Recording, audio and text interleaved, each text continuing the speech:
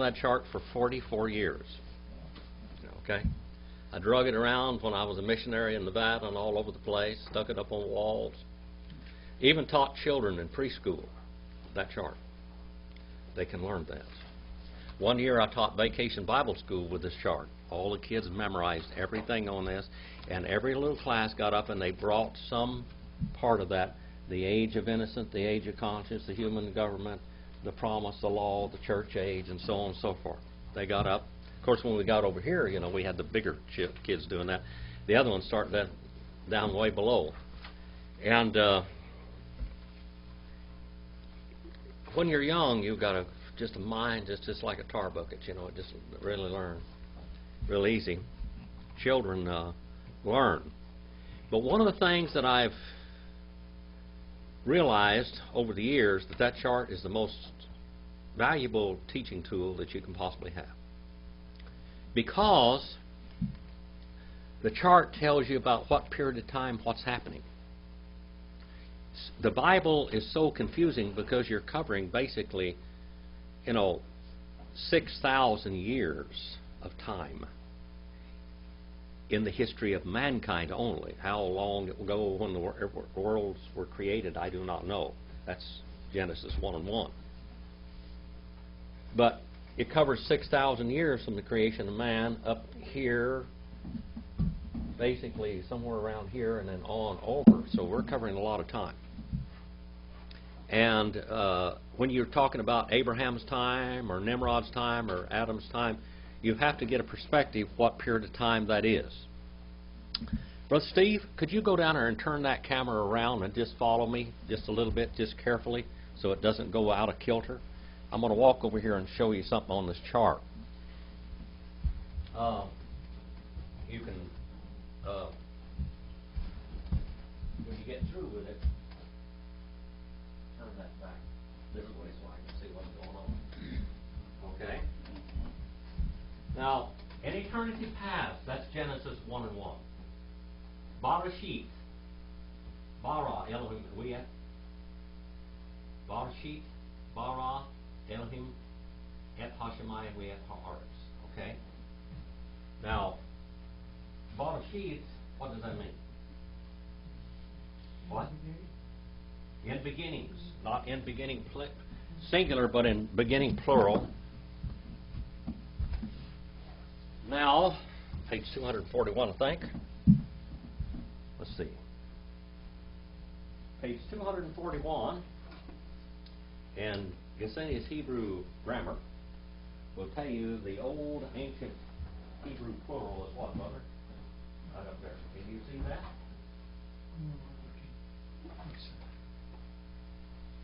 Of the plural. All right, the Hebrew plural. And see that right there? Yes. Hardly any of the translations translate it correctly because they don't know the Hebrew plural, what's going on. But back over here, Genesis 1:1, it says, in beginnings plural. And one of the beginnings, literally, you can use another word for Barashit, which is eternities. Eternities past. See, we have eternity past, don't we? And we have eternity future. And if you want to draw it up on the board to understand it, here we have a continuous circle. And over here where that E is right there, and where the other E is over here. But eternity is eternity.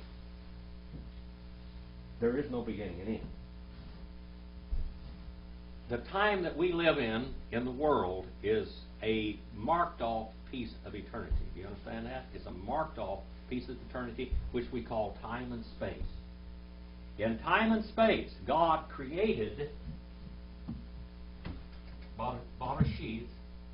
In beginning, God created the heavens, and the word heavens there should be what? What should it be translated? Heavens. And Hashemayim usually means uplifted waters, and it can mean the heavens around, it means the galaxies and everything else. But what should it actually be translated there correctly? What's the Greek word for it? Cosmos. Cosmos. The order. He created a whole order of things. In eternity past, Genesis 1 and 2, it says, and the earth, she became formless and void. Something destroyed the earth. And then God began to reconstruct it and put it back together again. Then we have God putting man in here, in the garden. There were 2 Edens. Remember the 2 Edens in the Bible. What are the 2 Edens? The 2 Edens. 2 Edens. Who's Eden? Who was the first Eden? Who was in the first Eden? Hillel was in the first Eden. Who is Hillel? Brother Steve, you remember who Hillel is? I'm thinking Satan. Okay, that's right. That's Lucifer or Satan. Okay. His throne room was in Eden, which was probably on the earth, and it was a beautiful throne room. And it tells you in Ezekiel 28 and Isaiah 14 what that throne was like, and then he destroyed it, tore it all up. Then God put the earth back together. God put man, Adam, in the second throne room, which is called Eden, which is a paradise. Okay? And from that paradise throne room, he was supposed to rule the universe and the earth. Okay? And man sinned. Hillel got involved again. Satan got involved again with Eden, with Isha, woman, and convinced her to defoliate the tree of the knowledge of good and evil. Now, in English, we don't see that, but in Hebrew, they defoliated the tree of all fruit and all products, whatever it was. We don't know what that tree of the knowledge of good and evil, the old apple business, It was not an apple. Whatever it was, it's gone. They ate it all. It says in Hebrew they just kept on eating this thing. Well, then they were cast out of Eden. Okay?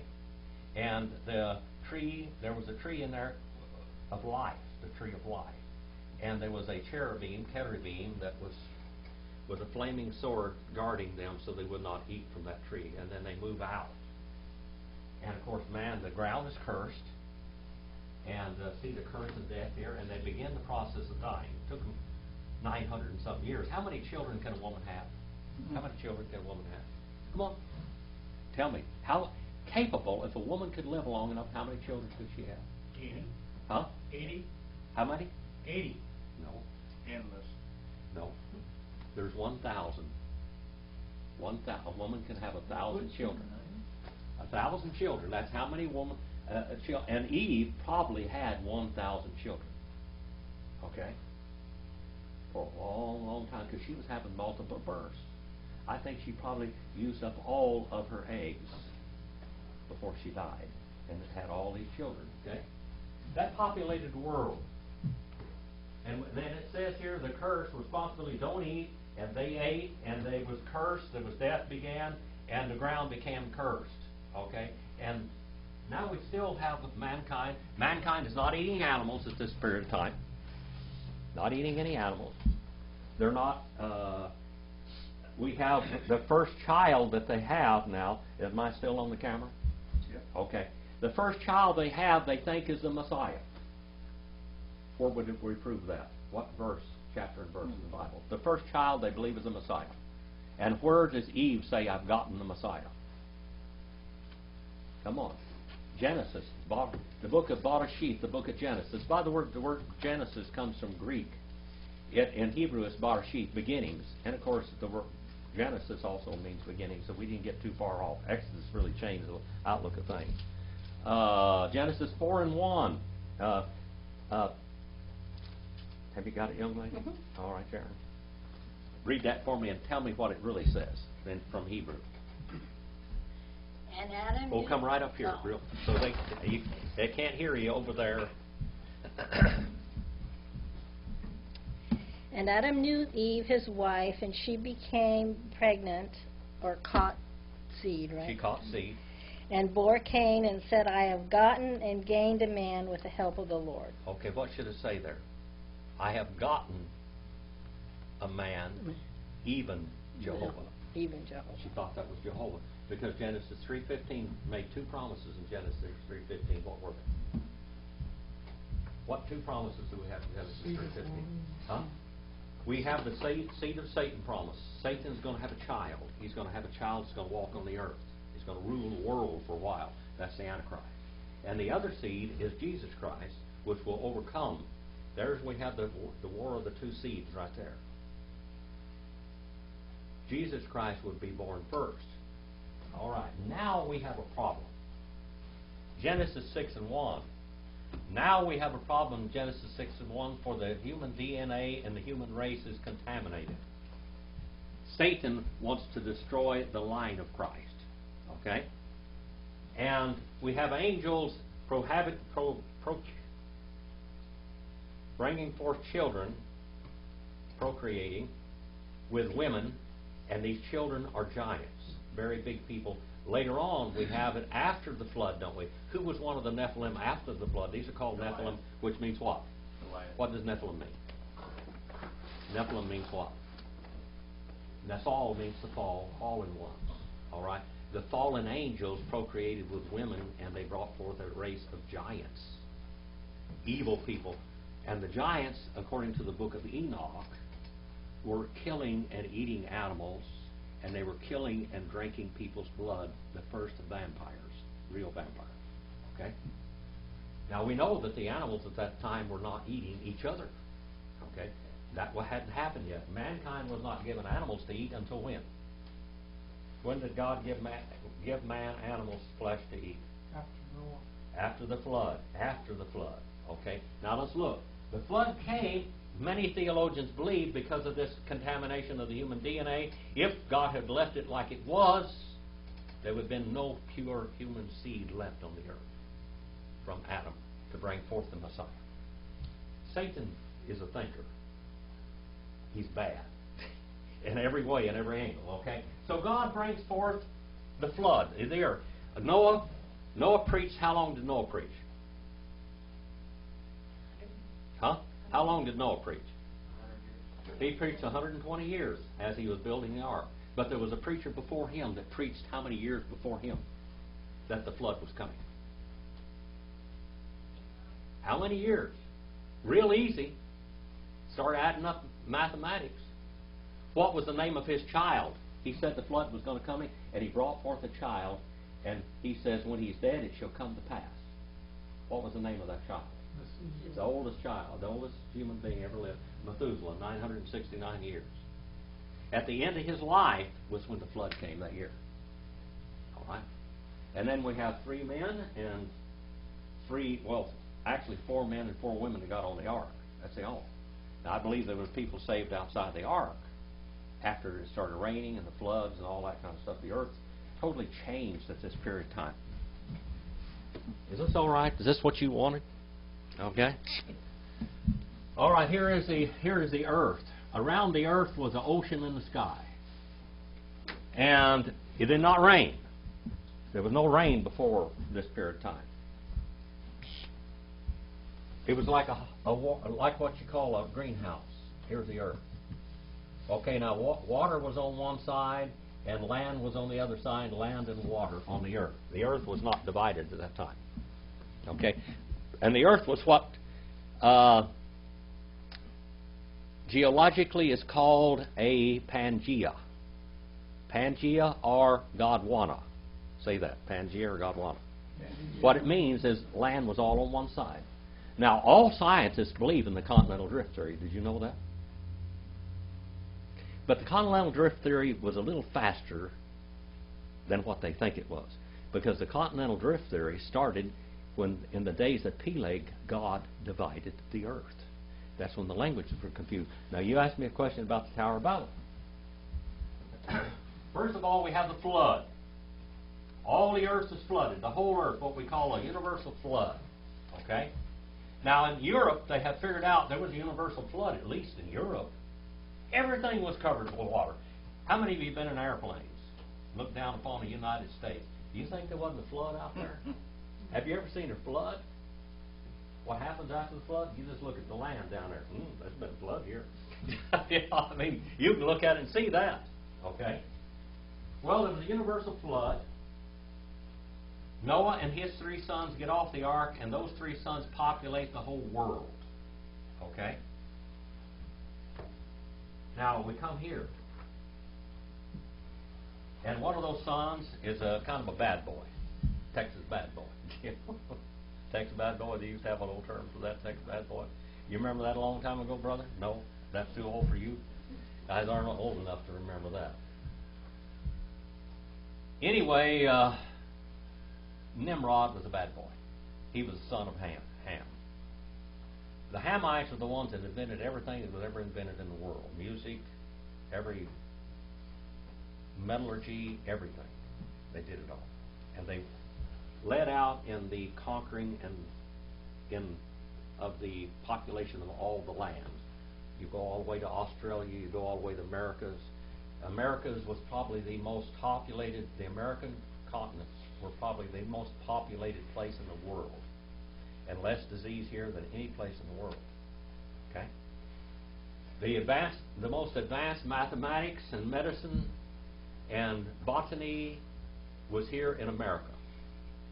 The American Indians genetically engineered almost all the food you eat in the world today.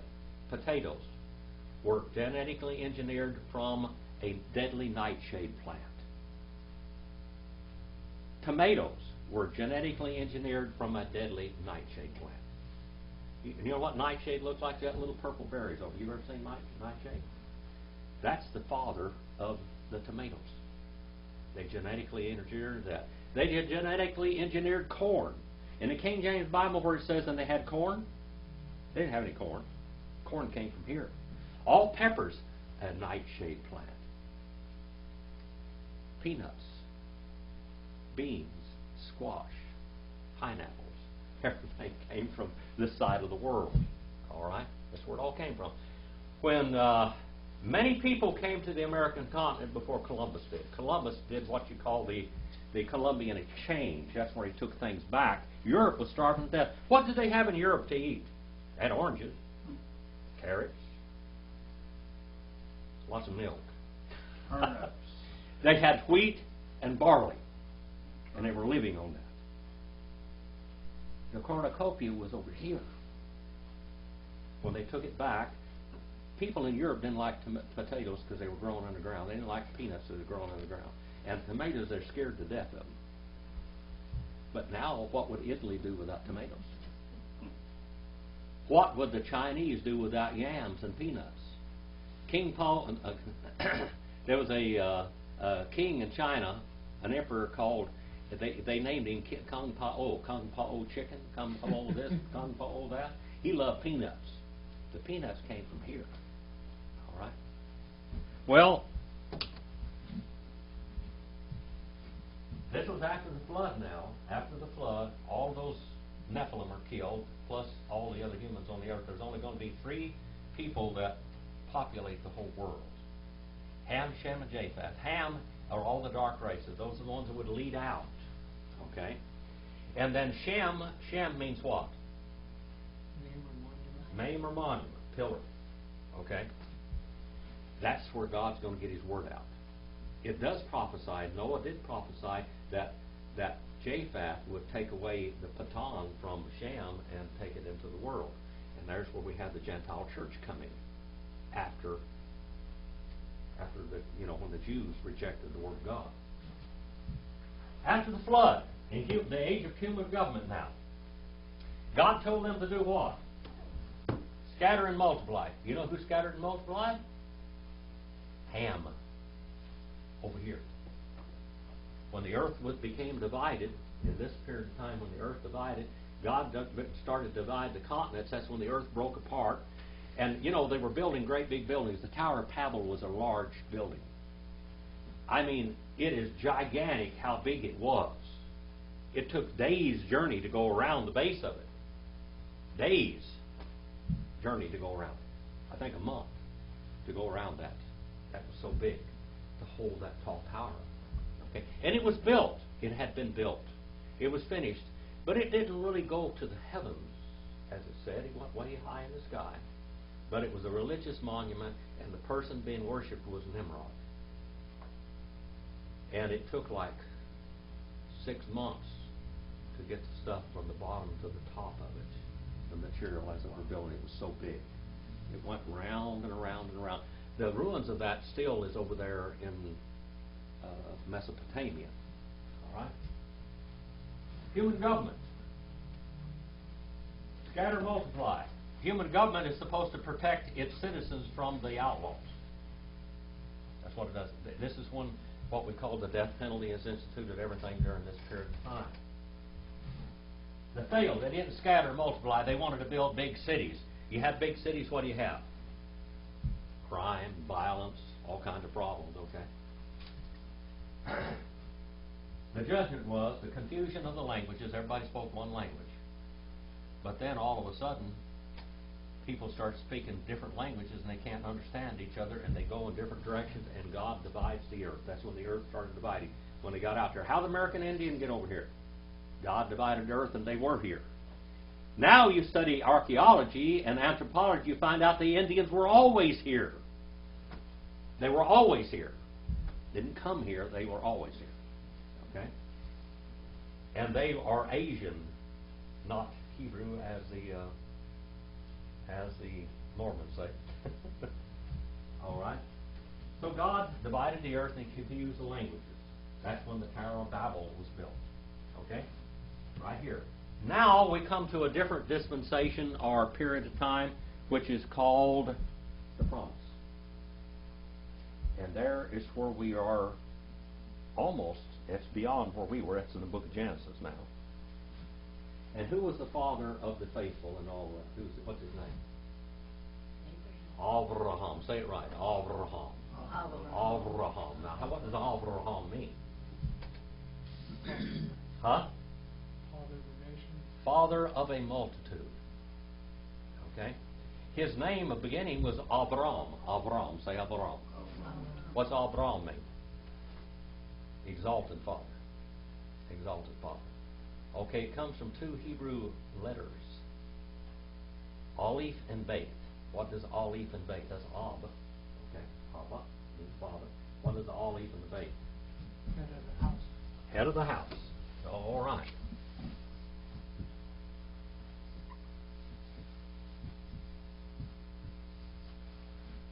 Abraham, the head of the house. Abraham. That's what his name means. The exalted Father, the head of the house. Now he leaves the Ur of the Chaldees. He goes into another area, and God calls him out. That's where we have Laban, you know. And God says, go over there and get into that land of Palestine. It's called the land of what? It was originally called the land of what? One of Noah's grandson settled this area. What was his name? Canaan, which means what? Prosper. It means to gotten. When Eve says, I have gotten a man, even at Jehovah, is what she said. I've gotten Jehovah. He's born. The promised son, the seed of God is here. She didn't quite understand the whole story yet. That son was a great disappointment. He was a murderer. He wasn't the Messiah, he was a murderer. Well, over here, he told him to go to the land of Canaan. Now, we find out in the Old Testament, as Noah prophesied, that his grandson Canaan would become a very wicked people. And that they would go into a land and they build this land, and also that his other promised son, Shem, the line of Shem, which would be Jacob, would go into Egypt for 400 years. And then Shem's descendants, or Jacob, or Israel, would come out of there and possess that land. And those Canaanites are the ones that would be the slaves of Jacob, or Israel. A lot of people, in Southern Baptist ranks for many, many years, they had all black people being slaves from now on. But the Canaanites were the slaves. They're the ones that were servants of servants. That's what it said, they would be servants of servants. They went into the land. And they were down here in bondage for 400 years, then they come into the land to possess the land, and they got pretty wicked during a period of time. They had some very wicked times in there, and God had to chastise them and everything else. Then they were deported into the Babylonian captivity and into the Assyrian captivity. And then some of them come back in the land. And then the Messiah is finally born here. that period of time. Okay? Now, we know what's happened in the church age. We're part of it. See, it's a lot easier now because we're here. Does that help you understand how you got here? That help you a little bit? And when you start talking about biblical events and characters, open your chart and look at it and find out what period of time are we talking about. That is one of the hardest things to witness to people, to teach, is what period of time you're talking about. All right? Did that answer any of your questions? Well, you did. All right? Because Nimrod goes so far back. Yeah, Nimrod goes way back over here. Before Moses, so it's before the Yeah. flood and the corruption. So. Now, he established, so Nimrod established a government that would be like the Antichrist government last time. He's going to have a one world government in one place. That was Nimrod's idea, the one world power. And that's the power of the Antichrist that the book of Revelation, the book of Daniel, and all that talks about. He is the forerunner of the evil person, of the Satan's son in flesh. That may be in the world today, possibly. Okay. Now look, can you whoop it back around over here and then flip it over there and make sure it's level so I can see what I'm doing? I think back this way just a little bit, maybe. All right, just a little more this way, see, where I'm in the middle of it. In the middle there? Yeah, I'm in the middle right there. All right. That they won't have to be looking to the side. You've been a real good cameraman tonight, brother. Now let's go to We'ele Shemot. We'ele Shemot, the book of Exodus. Do you have any other questions? No? I got one. You got one. All right. Nimrod lived before the flood? Nimrod lived after the flood. Right after. See? Here we have the flood, and then we have this. We have Ham, and Nimrod is a son of Ham. So it was right Okay. after. Some people think he was a Nephilim. Now we find out that those people were great archers and killers and murderers of men. That's what they did. They murdered animals and men both. Okay. All right. And then the earth was divided because of what Nimrod did. That's why we had the division of the earth and the continents. By the way, how many of you ever heard of Atlantis? The continent of Atlantis. Atlantis was probably America. Here we have the Atlantic Ocean like this, and the earth begins to divide there. And the Atlantic is getting bigger and bigger and bigger. The earth divides. As it goes off over the horizon, it disappears. And there's great civilizations on Atlantis, which is probably North and South America. Now, if you take your globe, if you got a globe at home, you know, a atlas or globe, you'll see where the earth was pulled apart. The earth is actually sitting on tectonic plates. It's floating on molten lava. Okay, and the earth slipped apart like that. By the way, earthquakes are very hazardous to buildings, aren't they? The greatest building on the earth was that Tower of Babel. And God shook it down by dividing the earth.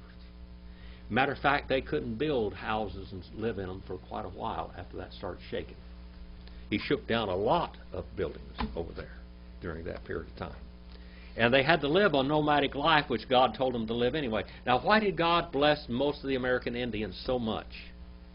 Because they lived a nomadic life. They did farm, they did all kinds of stuff, genetically engineered all this food, but they lived a nomadic life, the biggest part of North America. South America and Mesoamerica, they had large cities there.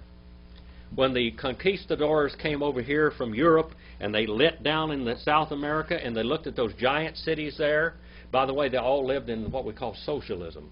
There was no money, didn't need any money. Everybody had a job, they had a trade, they went out and did something, they brought stuff in. It was everybody's, they go into the market and buy and get food without buying it. You just go and took what you needed. I think it was Pizarro that got down there and he looked in there and he said, I have never seen cities so clean. There's no rubbish, no filth in the cities like in Europe. The cities were cesspools. The gutters were literally toilets. Disease was rampant in Europe. And when they brought those diseases to America, that's what destroyed the American. There was between 100 and 150 million Indians on these continents when Columbus came here. Anopheles quadrimaculatus defeated more than bullets did and swords. Matter of fact, the Indians outarmed the Europeans 10-1. 10-1. Some of the greatest warriors and marine people in the ancient time were who? The ones that the American Indians descended from. Who were they? Who was the greatest culture on earth for a long time? And this is really an oxymoron. Who was the greatest culture in the world? They're Hamites, but who were they? Chinese? The Chinese. Chinese invented gunpowder. They invented stoves. They started piping gas into houses. They had money. They had the largest navy in the world. They invented everything. Medicine. Of course, American Indians working on that. The descendants of those were over here doing the same thing on these continents, okay? Same people. You check the DNA. It'll go back. It'll prove the Bible. So don't worry about the Bible being right. It's scientifically and medically correct. Period. Zero. No argument. You just go back and check your DNA and it'll go right back exactly where the Bible in the book of Genesis, 7th, 8th, 9th, 10th, 11th chapter, it'll go exactly back to Noah and his 3 sons. All right. Did that help you a little bit? Okay. Anything else before we get into the book of We'ele Shemot? Let's go to the book of Exodus. All right. Let's study the law of God. All right. What's it called? The law in Hebrew. The what, Brother Roger? The Torah. Torah. The Torah. All right. Now we're talking about liars. We have got a lot of them in Washington, D.C., I guarantee you that much. And every capital and every state in the Union. First of all, they're lawyers. Second of all, they're liars and politicians after that. Problem children. Okay? Perjury. Exodus 20 and verse 16. Let's read it in Hebrew. Lo, ta'ane, varariaka, ad, shakar. All right. And not you shall keep on answering, literally, against a friend, unto deception. This is what we call, you shall not bear false witness. About 20 years ago, I spent a lot of time down in the court system down here. And you know, I was very naive when I went in there. I really was naive. I got exposed to the bottomless pit. The abyss. I went down there and I saw people get up and lie on the witness stand. I saw papers poured out by these lawyers that were just nothing but lies. And I'd say, wow, these people are lying, man. This courtroom is supposed to be like holy ground. You swear on the Bible. I'll tell the truth and nothing but the truth, and everything coming in here is lies. What's going on here? Well, I found out that the old devil was down there. I think the American lawyers ought to have to do what the Queen's lawyers do. You know what the Queen's lawyers do over there? They swear allegiance to the crown, not to their clients. It is utmost. They swear allegiance to the crown. They will not represent a guilty person and say he's innocent. They will not do that. You can't do that because that's a lie. Boy, how many millions of dollars are spent in these court systems here in America to protect liars and killers and murderers. If you got enough money, you might be able to buy justice here. Okay, isn't that pitiful? Here we have that. This is one of the commandments of God. You shall not bear false witness. And not, we have this lo here, the word lo. What is that word lo there? Brother Stephen, have you figured that one out yet? Lo. This little word, lo. That's it right there. Lo. What is that word? What is that thing? Anybody know? That says right down there below it. An adverb of negation. And so an adverb is what? Something that's active. So how would we translate this into English? It would be kind of stumbly and kind of ridiculous to say it, but how would we do it? How would we correctly do that? Sharon, do you remember? Notly. Actively not. Notly. Notly. Notly you shall keep on answering or testifying. Second person masculine singular, cal imperfect. It's cal stem, which is basically the active voice. In perfect tense means what? Keep on doing it. Not you shall keep on. Men by nature are liars, aren't we? Where did we get it from? Adam and Eve in the garden. They've been walking with Jehovah God in His pre-incarnate form. That's Jesus in the garden there, by the way. All right, they're walking with Jesus in the garden. And they go over there and they attack the tree that's not theirs. Nahash. Say Nahash. Nahash is a serpent. Okay, Nahash. He's a serpent. And he talks Eve into going over there and start eating from the tree of knowledge. And she eats and she eats and she eats and she eats and she's just gorging herself. Eating and eating and eating. And then her husband comes up and he said, keep on eating this. So he keeps on eating and the tree is disappearing. And they keep on eating and they keep on eating and they keep on eating. And then it says in the original language, the voices of the footsteps of Jehovah. They heard the voices of the footsteps of Jehovah. Now, hear that? That's voices. They heard the sound of the footsteps of Jehovah God walking in the garden. And they ran and they hid. Why did they run and hide?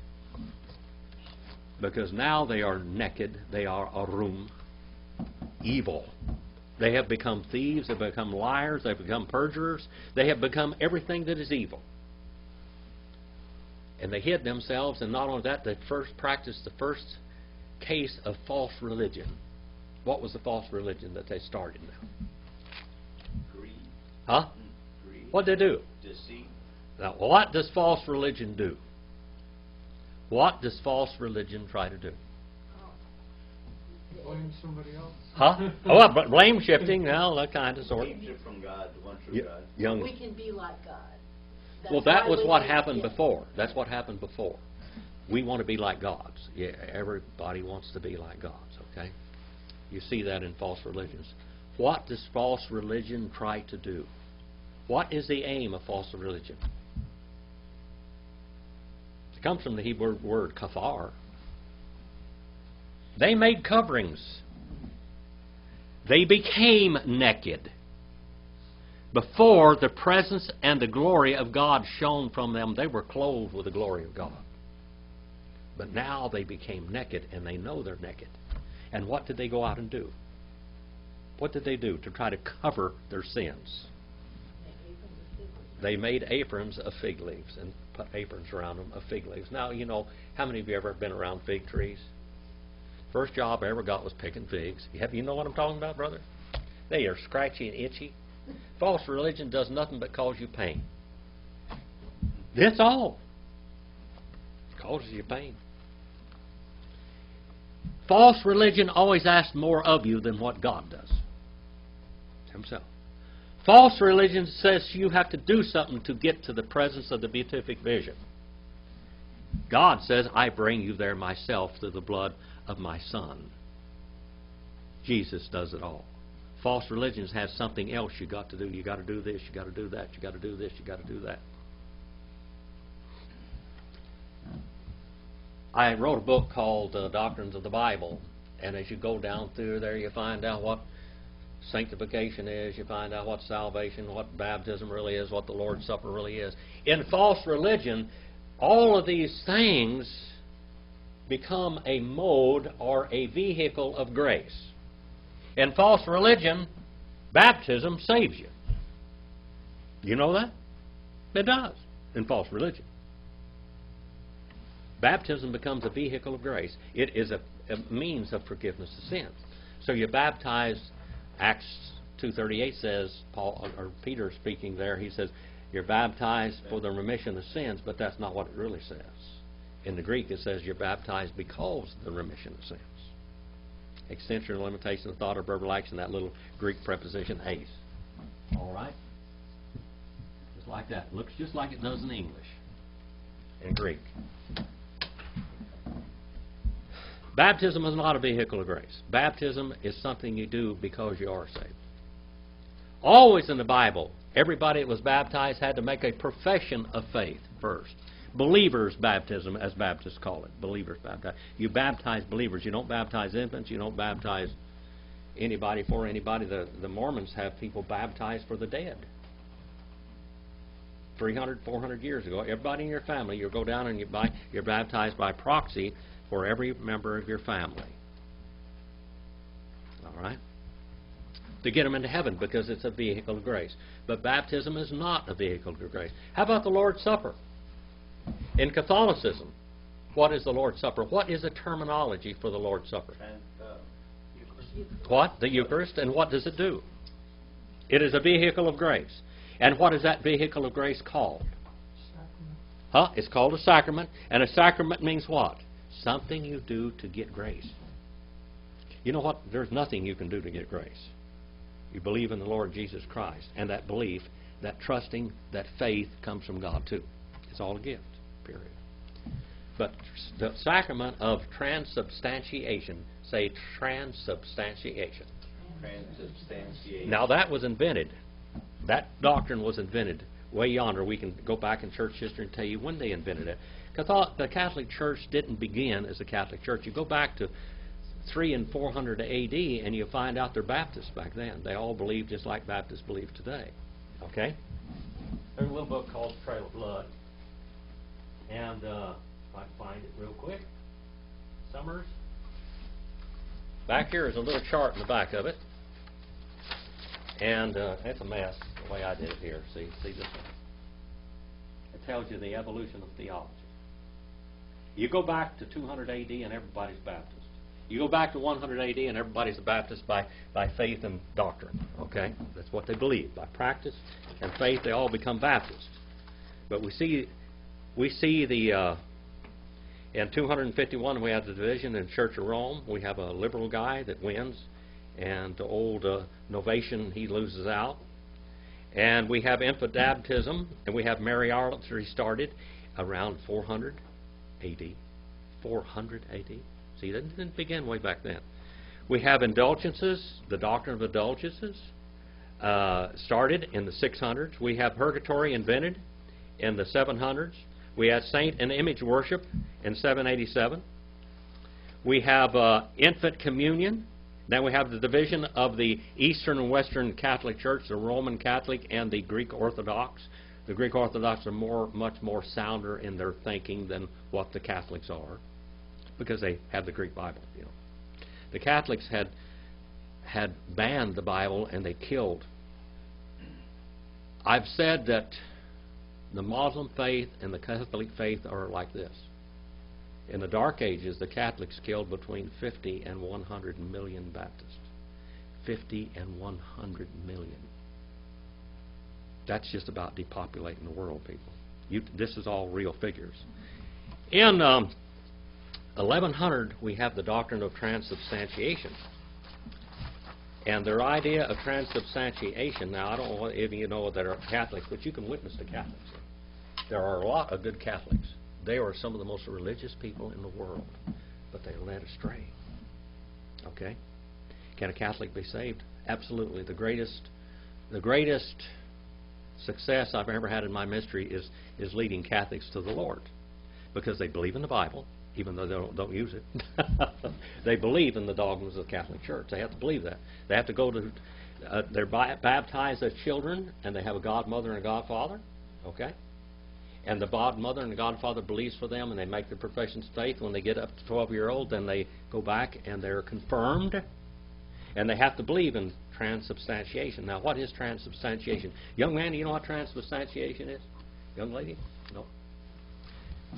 You know what it was? You used to practice it a long time ago, didn't you? There's a saved Catholic right there.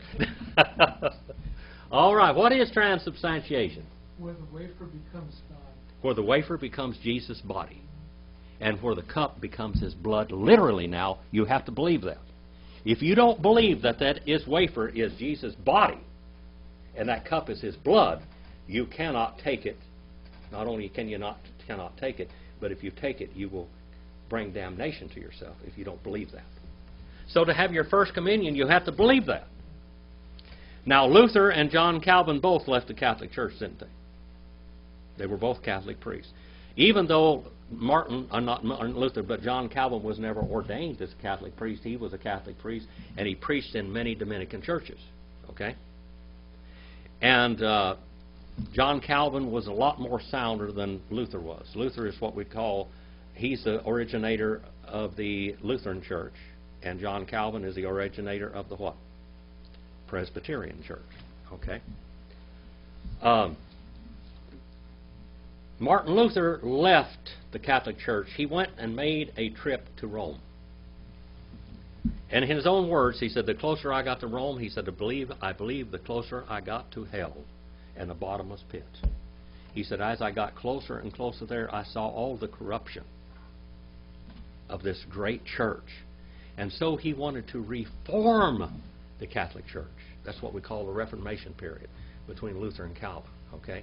He wanted to reform. Both of them wanted to reform the Catholic Church. That's why they kept preaching in these churches. They got in a lot of trouble. If the Catholic Church hadn't been fighting so many wars, they probably would have put a hit out on Martin Luther and killed him. And, of course, Calvin went up in northern Europe and started his own little colony up there. And he brought in what they call the city of God. He started legislating. All of these churches all believed in the church and state, married. Baptists always believed in separation of church and state. You hear that term now, don't you? Separation of the church and state. That's a Baptist term. Baptists wouldn't even get a marriage license for 1900 and something years. Wouldn't do that. In some primitive Baptist church today, if you go out and get a marriage license and get married, they will exclude you for spiritual fornication because you become a part of the state when you went out and did that.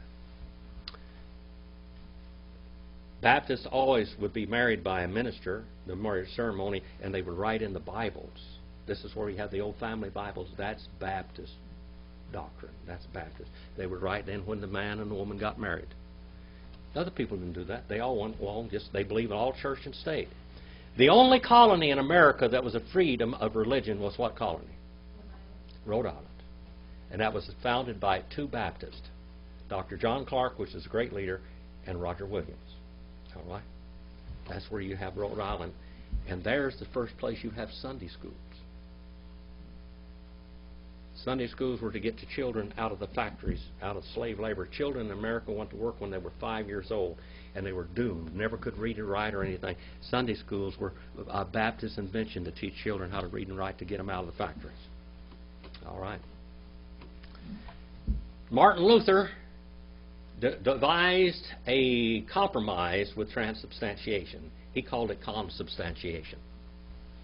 Consubstantiation means that the sacrament, the Lord's Supper, is actually a vehicle of grace, but it's not literally the body and the blood of Jesus, but it is, He's there. It doesn't literally become, but He's there. And it is a vehicle of grace. John Calvin did believe in consubstantiation, but then he'd come back almost to the Baptist as a memorial dinner. Do this in remembrance of me. And that's what you see in almost every altar in the Baptist church. Do this in remembrance of me. Okay? That help you a little bit about history? Just a little, brother Steve. Luther and Calvin, they didn't live at the same time, did they? Yeah, pretty close. Pretty close. Pretty close. Luther was a little... Calvin was a little more right in his... He was more correct in his theology. And basically what we call, and I've done this before, we have anti-lapsarianism, we have super-lapsarian, we have infra-lapsarian, sub-lapsarian, and post-lapsarianism. And I know those are probably totally... Did anybody know what I just said? You a little bit. All right. That's the different degrees of Calvinism.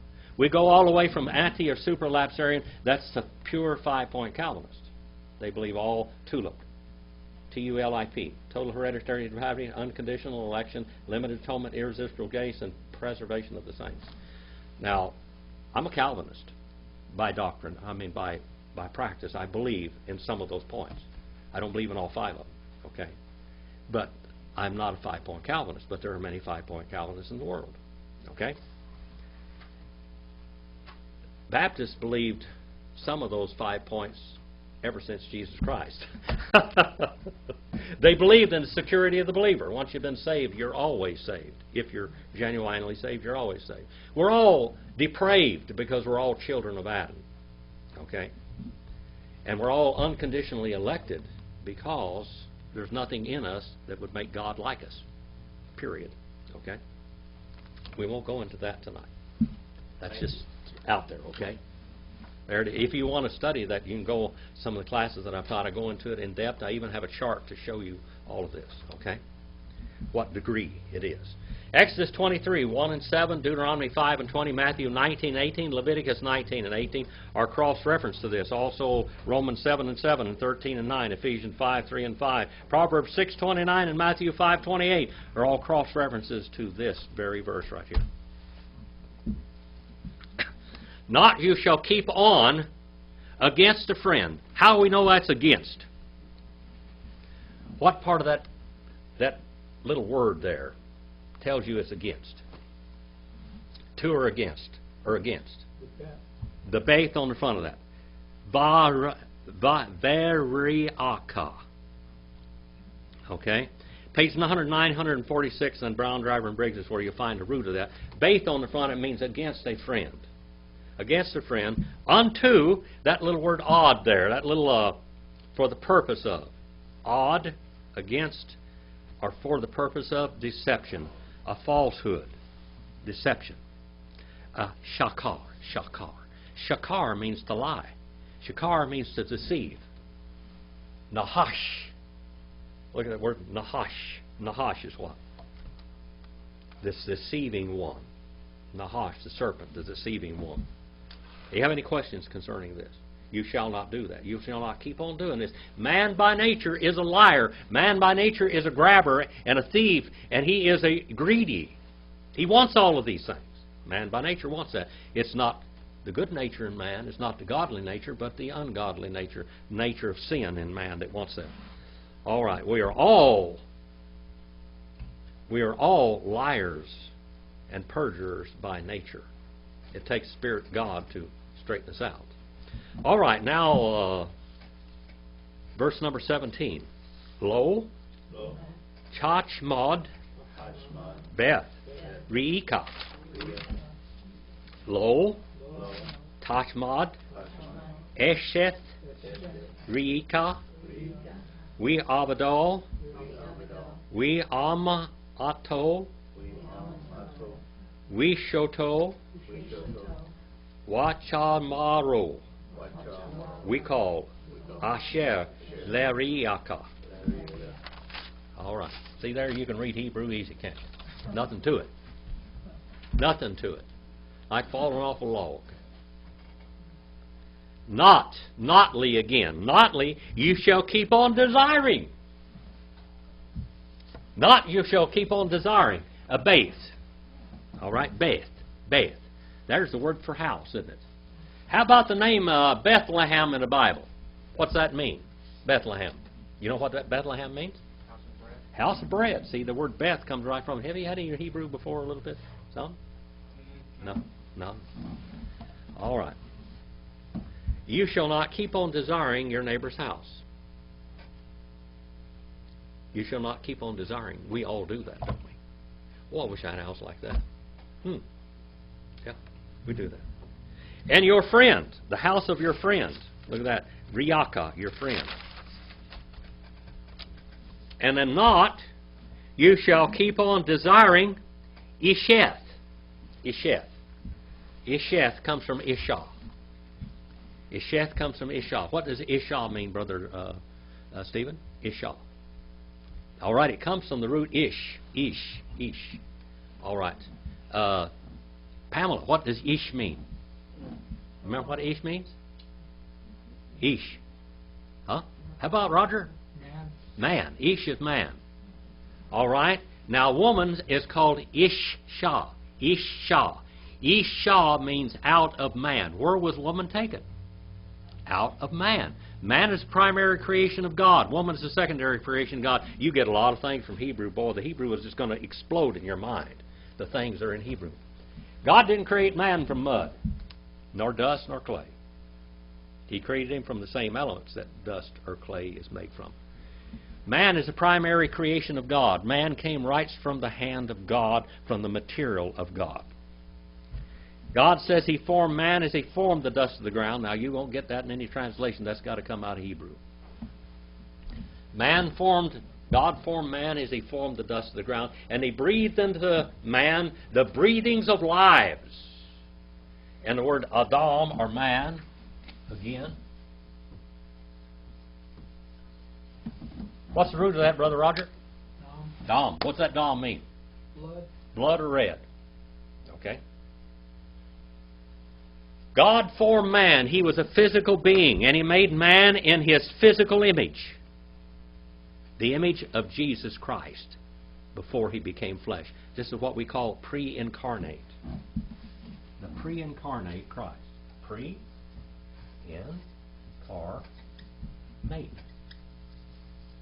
Okay. Pre-incarnate. Look at that now. Pre means what? Before. Okay, in means what? In. In. Okay, that's real easy. How about ATE? What's ATE, the suffix? ATE, what's that mean? The act of becoming, or the act of being. And then we have carn from the Latin, and we have the Greek. I mean, not the Greek, but the Latin and the Spanish. Carne. Carne asada, all that kind of stuff. You see the word carne. Before the act of becoming flesh, God was, the physical expression of God is Jesus Christ. And Jesus Christ is Jehovah. He is Jehovah. The word Jehovah.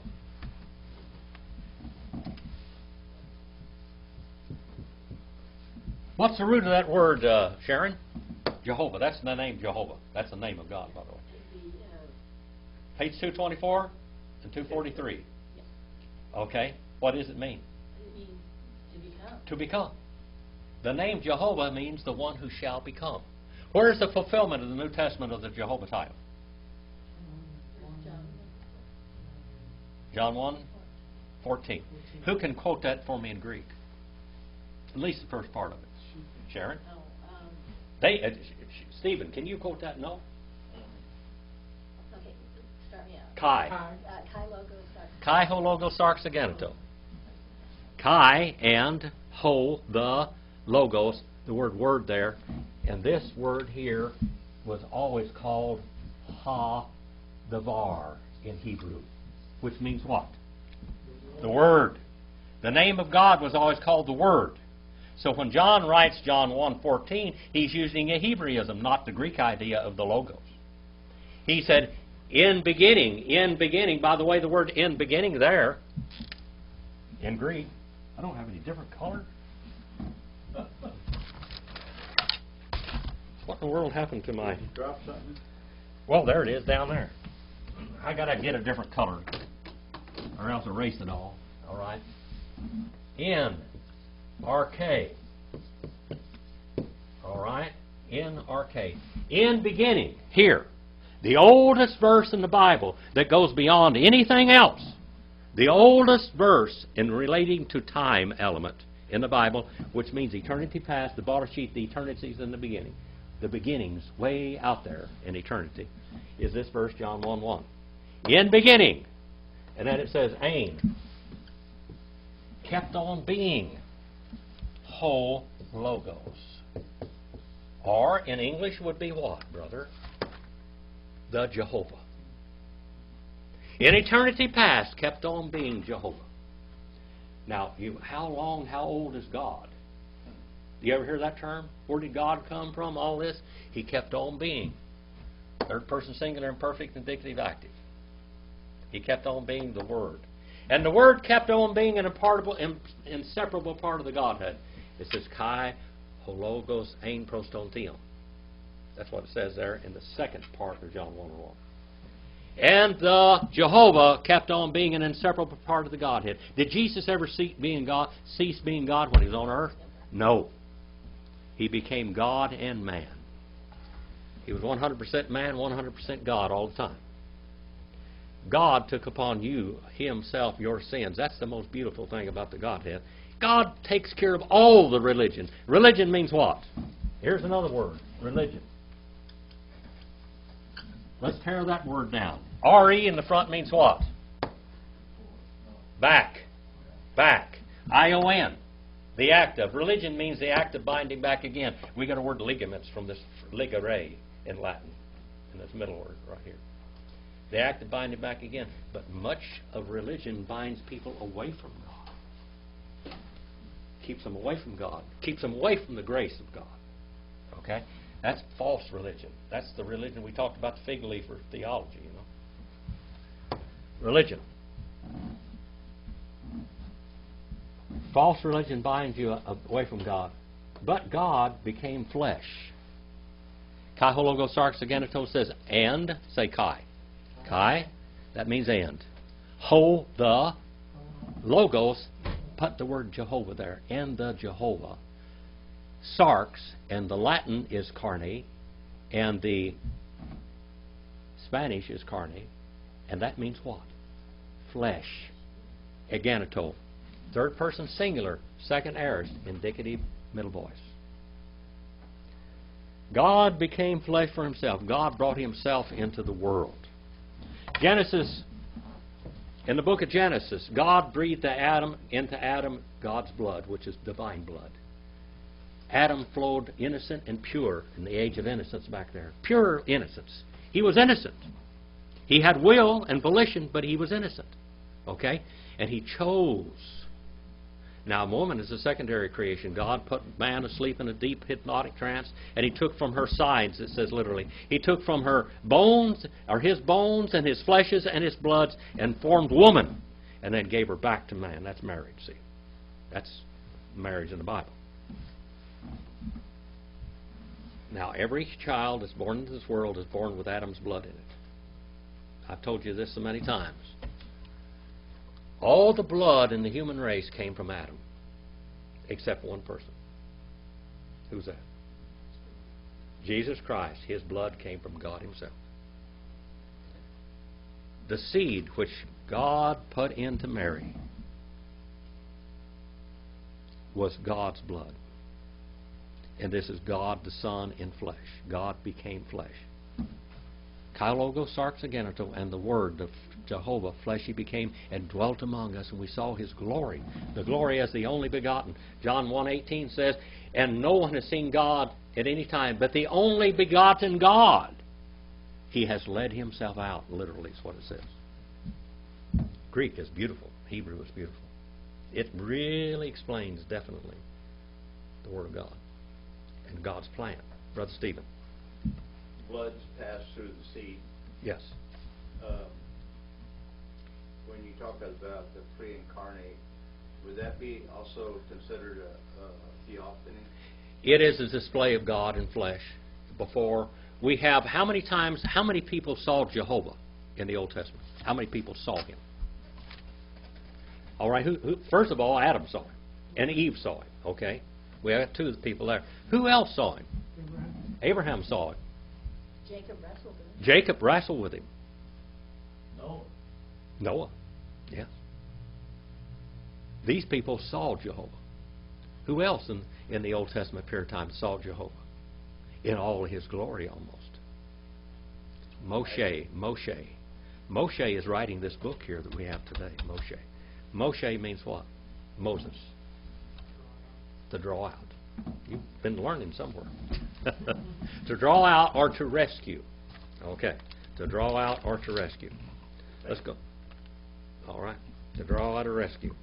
Let's go on a little bit further. So now we have the Jehovah title. The fulfillment of Jehovah title is in John 1:14. Now John's writings all kept using the word logos, or word. And every time you can just put in Jehovah right there. In John's last book, they wrote in the book of Revelation, and he saw the Word of God, the Jehovah. And on him was Adonai Ha'adonayim, the Hebrew term, which means the Lord of Lords and King of Kings. That is a term from Jehovah only. Yes? Back to Mary. Yes. Did she provide the egg? Yes. The egg was in Mary. Okay. Mary was... The Catholic Church began about 400 A.D., what we call Mariolatry. But the whole idea of the Catholicism with Mary being, taken into heaven, being sinless forever, Mary had a lot of children. Mary had a bunch of kids. She had quite a few boys and quite a few girls. and they're named in the Bible. Those are her children. Now, the Catholic Church will say, well, that was Joseph's other wife. No, it wasn't. It was Mary. The word adelphos, his brothers and sisters, what does the word adelphos mean in Greek? From the same womb. So they were from the same womb. Okay, that settles that. The Catholic Church idea of Mary evolved until the 20th century. All of their ideas, the Immaculate Conception, the Ascension of Mary, and all that, that was all by papal decree. Later, much later, not way back yonder. Catholicism is an evolution of theology. It's still evolving. Catholicism is still evolving. Now, the truth never evolves. The truth just does not evolve. The truth is always the truth, period. And the best way to get to it is right in the original languages. You will really just get an explosion of wealth of information from it. It'll just blow you away when you study those scriptures. All right. Verse number 17b. And not you shall keep on desiring the wife of your friend, and his male slave, and his girl slave, and the ox of him, and the donkey, the jackass of him, and all which is to your friend. You don't need his wife. You don't need his house. You don't need his donkey. Donkeys were very important animals back then. Donkeys. I mean, as we look at the wild donkeys here in America, you know, in the 1840s here in America, the donkey was a very important animal. But as the mines played out, then we have out in the desert, we have wild jackasses, wild donkeys. A wild donkey you can't do anything with. They're very hard to train. I have trained them, but boy, it's rough.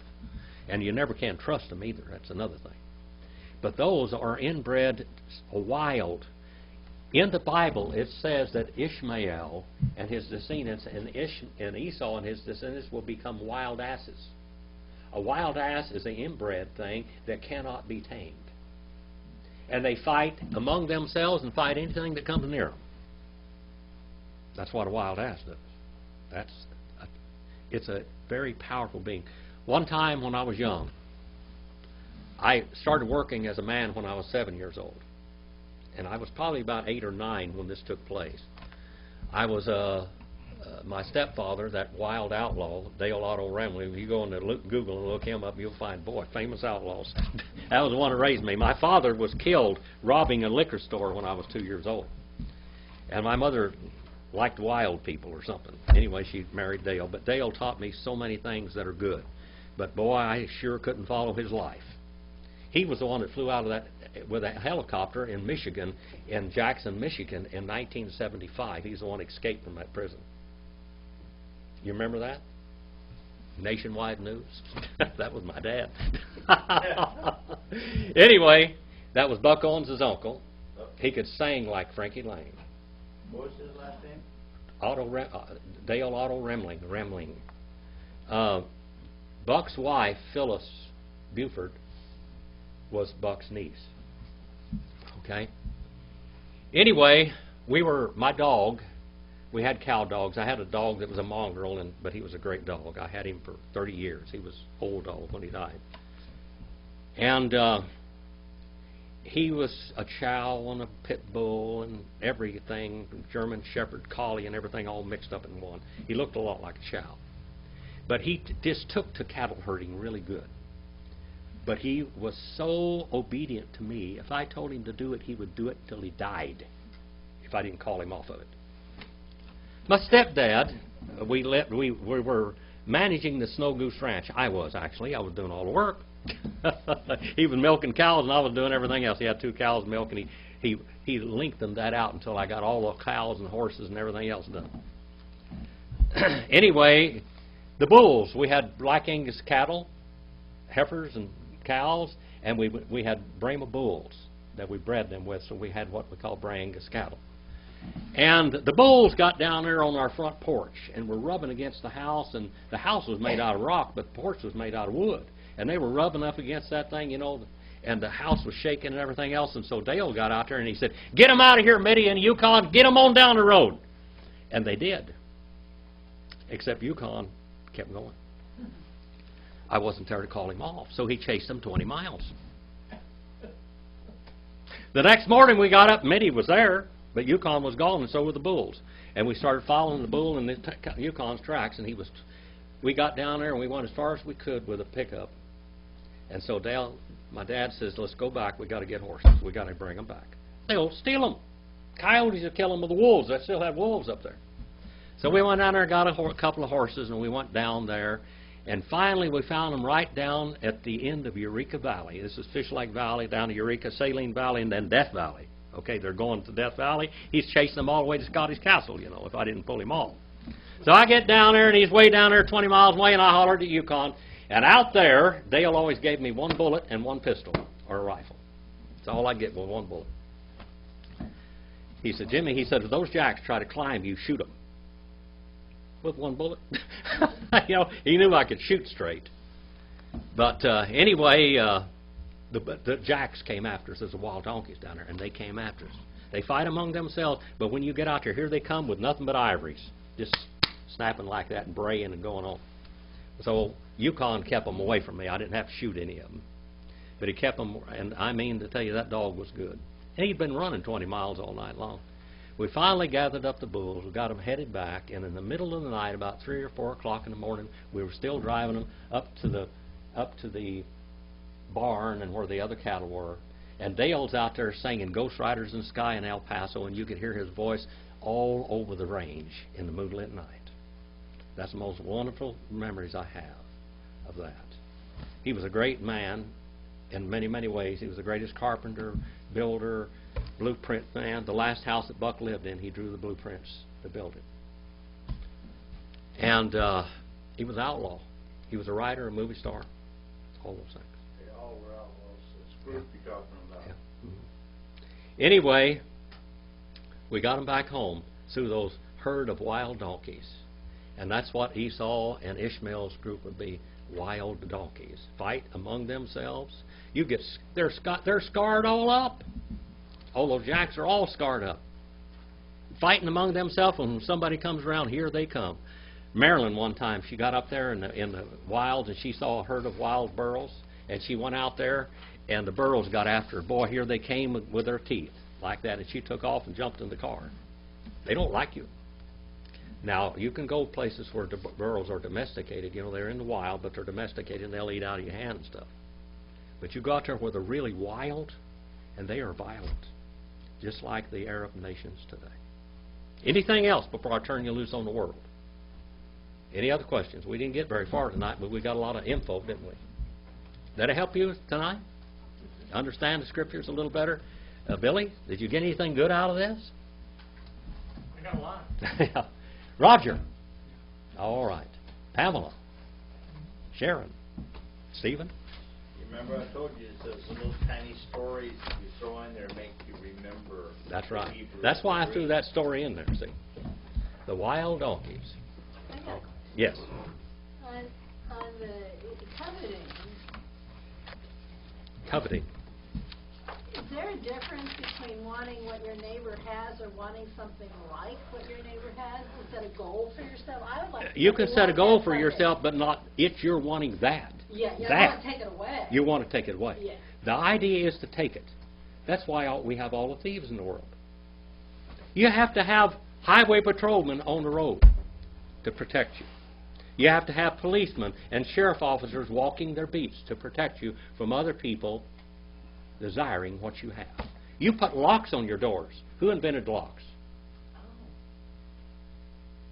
Who invented the lock and key? Who did it? Who did it? The Assyrians. Who invented crucifixion? The Assyrians. All right. Coveting. The word coveting. Desiring, coveting. You shall not keep on doing it. You shall not keep on wanting. I mean, everybody can want a wife, huh? But not that of the guys want. We started at 2016, and we got 2015. No, 2016. We got 2016. 2016 and 17. You off the recorder yet? Nope.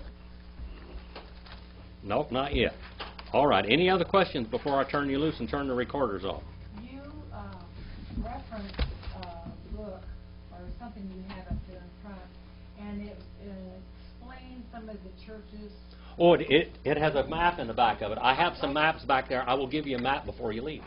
I'll give you... You gave me this last week. Is there something Oh, else? no. Something else you have? Yeah, there's a lot of things I have. Because I'm If you go on the website, discovertheword.com, or discovertheword.drjim.com, you'll see Baptist history resources. You can read every Baptist history book there is in print right there, every one of them. John T. Christian's, Volume 1 and 2, Eusebius, just gobs of histories you can read on there. And even The Trail of Blood, which is this book. You can download it there, whatever. And this little map is the theological evolution of Christendom. Okay? And Catholic Church. It's an evolution, theological evolution. I've taught church history here a bunch of times. They say they want me to teach it out there for homeschoolers out in my neck of the woods about 20 miles, 25 miles from here, and so I might be doing that. There are two sets of classes in church history, maybe 3 sets, on the website. One of them is on video. It's only 16 classes, but there's 26 classes on audio. Some of the classes are 2 hours long. And you'll just see me just quit talking, just boop, because the recorder ran out of time. It just quit. You know, they didn't want to stop. 2.5 hours sometimes I would be teaching on that. When people come into a class and they came in from all over, all walks of life and different things, and I was teaching about church history and I had the answers of all this stuff. And I would try to teach a certain area of church history every night. But when I would get ready to quit like this, and I'd say, do you have any questions? They would just go on and on and on and on and on and on and on. And they didn't want to quit. I said, I'll be here next week, Lord willing. You know, I will try to do this more. My wife was out in the car honking the horn. And finally she quit coming with me. She wasn't coming anymore. All right. Any other questions? Good to have you here again tonight, brother. Would you mind dismissing us in prayer tonight? Oh, you're not very good at prayer. All right. Sharon, would you mind coming up here and dismissing us in prayer?